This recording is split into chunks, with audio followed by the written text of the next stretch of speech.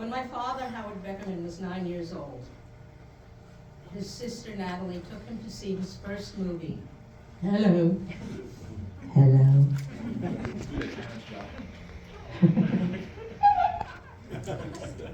I'm going to start again. When my father, Howard Beckerman, was 9 years old, his sister Natalie took him to see his first movie, Disney's Pinocchio. And from that moment on, he knew that he wanted to be an animator. But not just an animator, he wanted to know everything that went with it. And when he had learned that, all he wanted to do was share it with as many people as he could. As an adult, he became to be known as one of the most informed animation historians in the country, and would often be interviewed for publications or radio or TV. He also opened his own very successful studio, Howard Beckerman Animation, on 45th Street in Manhattan. He would do things for Sesame Street, Electric Company, and even Roach Motel. You know, they check in, but they don't check out.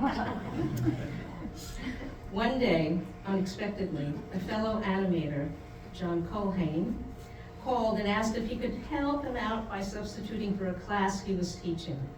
Well, my dad had never really considered teaching, but he said, okay, sure. 45 years later, he had become one of the most beloved and respected teachers at the School of Visual Arts in New York City. He just loved sharing everything he knew. One thing he always told his students was, always carry a sketchbook and pencil or pen. I see people nodding, yes, yes, yes. And he always did himself. He was always sketching. Oh my goodness, he'd be in a restaurant, and if there was a paper in front of him, he'd be sketching. Even up to his last 3 months of life that he spent in the hospital. Doctors, nurses, aides, custodians came in and out, and he would be sketching. And they would stop and admire his work, and then he'd give them a copy of it.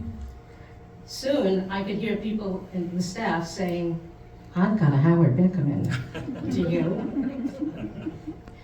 I was even there the few times a nurse or intern stopped and said, gosh, I can't even draw a stick figure.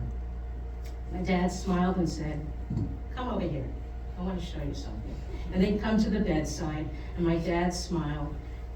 And then he explained, everyone starts to draw a person from the head down. That's wrong. You need to start from the body. And he'd scribble a circle or an oval and then continue. Now, look at that. You can put the head anywhere. Here, there, over here, there, there. And once you put the head there, you can decide where to put the arms and legs. And once you do that, well, you have an interesting figure doing something you had never expected to happen.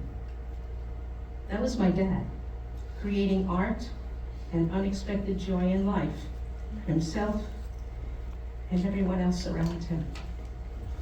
Thank you for letting me be here.